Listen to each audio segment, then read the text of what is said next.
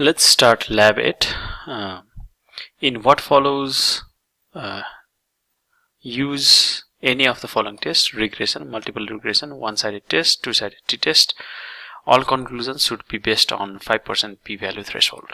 Okay, and choose the best fitting answer. Open brains data.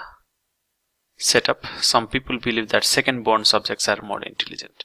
Given the data, your job is to perform the appropriate statistical test or procedure and help them decide. Here I have uploaded the brains data. Now let us go to the question.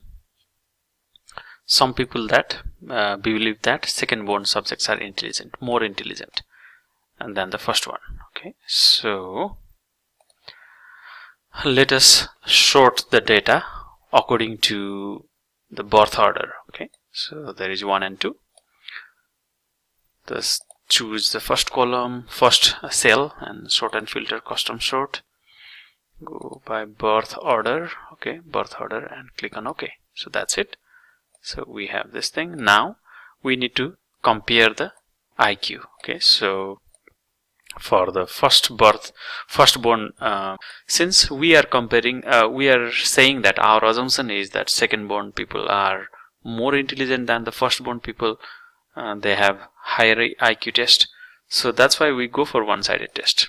But before doing that one-sided test, for the firstborn test, the average would be 100.4, and the second-born test, second-born person, the average would be 101.6, which supports our assumption that second-born people are more intelligent or have higher IQ. So let's go for t-test, one-cell t-test. Okay, so this would be equals t-test. This is firstborn, comma, this is second-born, comma, 1 is for one-cell test, comma, 3 is for p-value. Okay, so 0.422, that's our p-value. Now since 0.422, it's a very high p-value, so these two might be the correct answer. Since p-value is too large, we cannot conclude that the second-born subjects have different IQ. Or since p-value is too large, we cannot conclude that second-born subjects are higher IQ.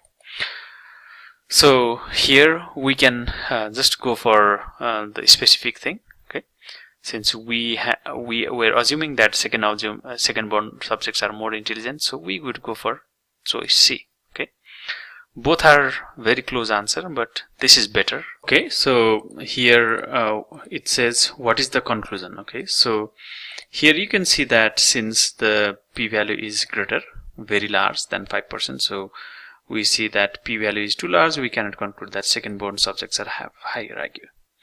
So we are specifically looking at whether second-born subjects are more intelligent or have higher IQ tests. So these three might be the correct answer, but here let's see that this C won't be the correct answer, since a correlation between IQs, we are not looking for correlation, and here also we are not looking at the difference between the IQs of persons who were born first or second, and we say nothing can be concluded. But we have already concluded something in here. We cannot conclude that second-born subjects have higher IQ. So that's why we go for none of these. Okay, so that's it. Let's go for task number 2. In what follows, use any following test: regression, multiple regression, one-sided t-test, two-sided t-test. All conclusions should be based on 5% p-value threshold. Choose the best fitting answer. Open TV restaurant data. Setup. The data represents weekly profit in thousands for each 20 restaurants. 10 restaurants were equipped with TV sets, while remaining 10 were not. Okay, management wants to see if there is any difference in the profit. Given the data, your job is to perform appropriate statistical test or procedure and help management with their decision. Here I have uploaded the TV restaurants data. Since the question clearly states that we need to compare between 10 restaurants equipped with new TV and 10 restaurants without new TV. Okay, so that's why we go for two-tail test. Okay, two-sided test. What is the p-value? Let's compute that. So this would be, the first one is no TV, and second one is yes TV, means it has TV. So comma, two-tail test, comma, 3. Okay, So that's 0.07411, 0.07411. So this is the one. Now, why we are using two-tailed test is, it is simply asking about comparing between 10 restaurants with new TV and 10 restaurants without new TVs. Okay, so that's why I used two-tailed test. So question number 7 is, what is the statistical interpretation? So here we can see that the p-value is greater than 0.05, which is, this is 7% and threshold is 5%. So we might think that the p-value is too large. Okay, these two might be correct answers, but let's see. Since we are using two-tailed test, so we are basically trying to see whether there is significant difference between the averages of both profits. Okay, profit with new TV, profit with old TVs. Okay, yeah, it says since p-value is too large, we cannot conclude that new TV increase the profit. This may seem a correct answer. This part is correct, but this part is not correct, since here in two-tailed test we are just finding out the difference between the averages of the profit. So that's not a correct answer. So let's go for C. Since p-value is too large, we cannot conclude that more TVs. That's out of range. Okay, so none of these would be the correct answer, since the p-value is, this is not definitely a correct answer. Okay, so that's it. So what is the conclusion? Since we cannot conclude that the profits are different, so this would be the correct choice. Let's see if there is other correct answers. This is way out of league. Test is inconclusive. We cannot claim new TV set increase the sales. That might have been a correct choice. Okay, this answer and this answer might have been the correct choice if we went for one-sided test, but this is not the case of one-sided test. So that's it. Okay, task 3.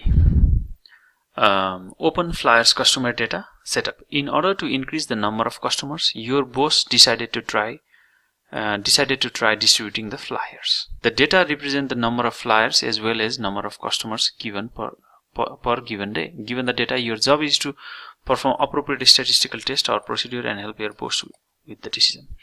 So here boss is of the opinion that distributing flyers will increase the number of customers. So we would go for a regression. Okay, that's not one-sided test.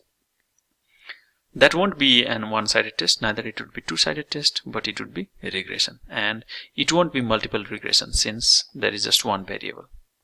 So distributing flyers is the X variable, and increasing in the number of customers would be the Y variable. So let's go for that. Okay, so regression. And now, so I have uploaded the flyers customer data in Excel. So let's go to data, and yeah, let's go to data and go to data analysis and go for regression. Okay, click on OK. So input Y range is the one that we need to predict, so that's customer is the Y range, and input X range, that's the flyers. Okay, so that's it. And labels, click on labels. Okay, so that's it. Alright, so we get the regression table. So p-value is for flyers it's 0.029. Okay, so the p-value is 0.029. What is the statistical interpretation? Since 0.029, that's less than 5%, this is nearly 3%, that's 2.9%. so since p-value is very small, so I think this might be the correct answer, since these two choices are all about too large. Okay, let's read this one. Since p-value is very small, we can conclude that more flyers increase the numbers of customers. Yes, we can say that. Okay, and this won't be the correct choice, so this is the one. Now what is the conclusion? Okay, test is inconclusive. No, we can't say anything. Test doesn't make sense. It compares apples and oranges. Test is inconclusive. We cannot claim the two averages are different. This is not the correct choice. This is not the correct choice. Let's see if it makes sense. Okay, so in reality, if you advertise more, then we might be getting more customers. So that might be a situation. So I would go for none of these. Task number 4 is brains data. Open brains data, right? And here it says perform two-sided t-test comparing IQ and brain volume. What is the p-value? Okay, we have opened the brain's data and we need to perform two-sided t-test comparing IQ and brain volume. So let's go for that. So that's IQ and brain volume. This one, let's suppose. Okay, so that's fine.